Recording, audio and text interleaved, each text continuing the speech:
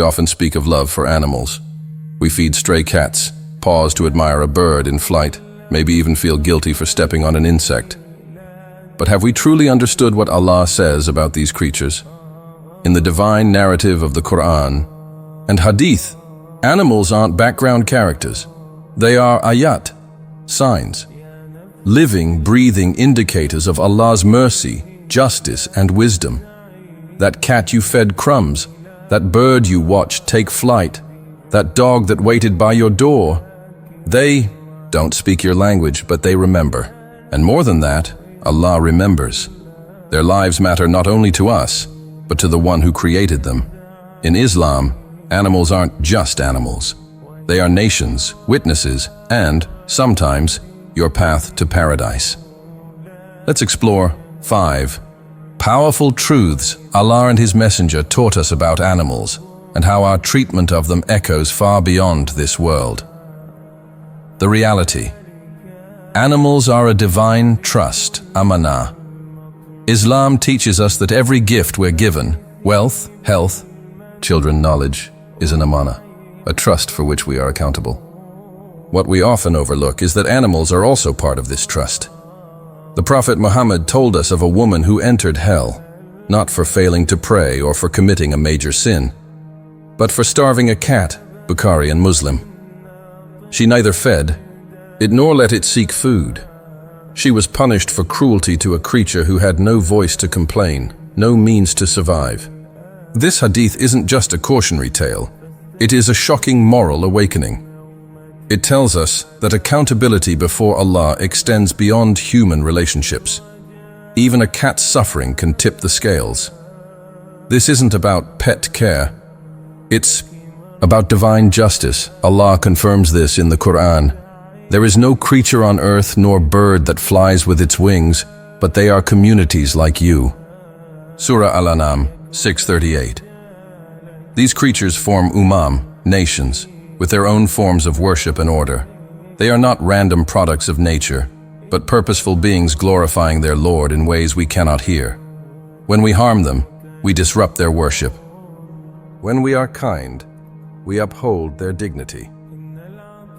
The warning, cruelty, echoes in the court of Allah. We live in a world where cruelty often hides behind closed doors. A child kicks a stray dog. A bird is shot for amusement.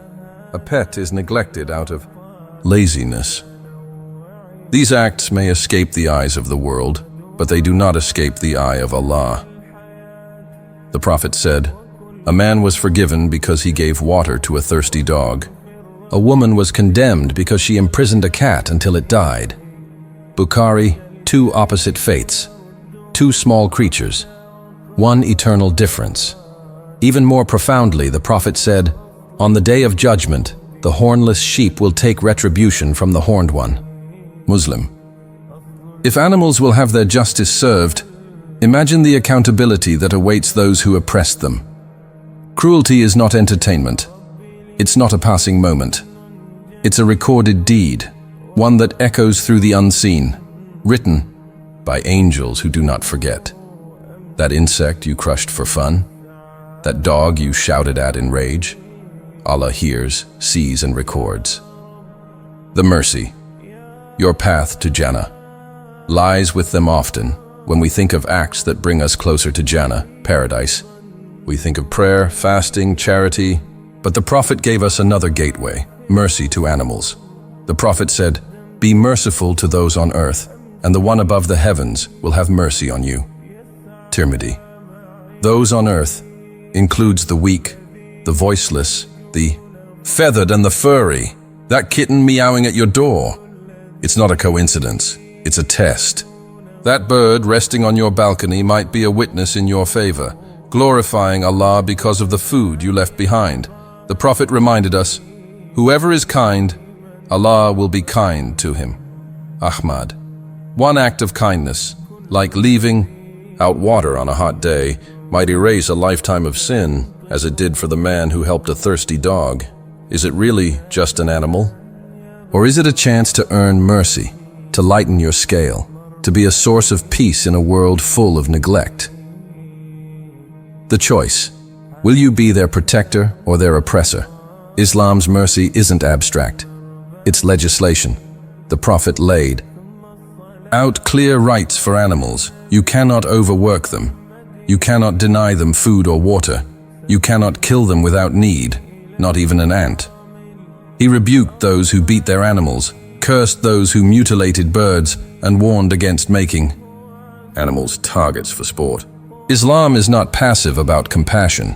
It is active, urgent, and codified in the Sharia. Yet today, cruelty is normalized. We see pets beaten out of frustration, stray cats poisoned in alleys, livestock treated like machines. Children grow up desensitized, imitating what they see. But the Qur'an warns, does man think that no one has power over him? Surah Al-Balad 95. That small creature you harmed? Allah empowered it to speak on the day of judgment. Your silent cruelty will find a voice, and it may be louder than you think. The invitation, let them be your salvation. While cruelty is a cause for punishment, mercy is a path to salvation.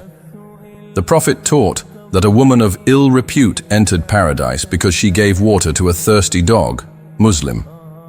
Her sin did not outweigh her compassion. Imagine that. A single, sincere act, done without audience, without applause, elevated her to eternal reward. So what about you?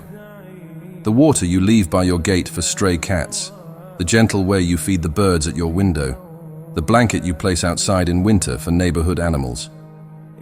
These are not small deeds. They are doors to Jannah, if done with sincerity and The best part? These acts often cost nothing but awareness.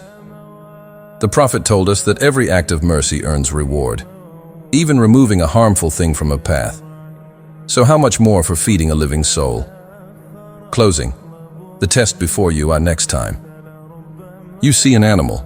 Pause. That moment isn't random. It's written. It could be the cat whose hunger tests your compassion, the bird whose thirst tests your generosity, the dog whose eyes test your empathy. Will you look away, or will you rise to the test?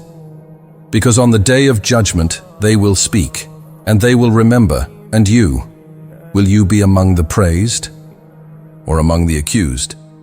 Make this your dua today. Ya Allah, soften my heart to all your creation. Make me among the merciful, so I may receive your mercy. If this reminder moved your heart, share it. Mercy spreads, and perhaps through your reminder someone else's scale might tip toward Jannah. Ameen.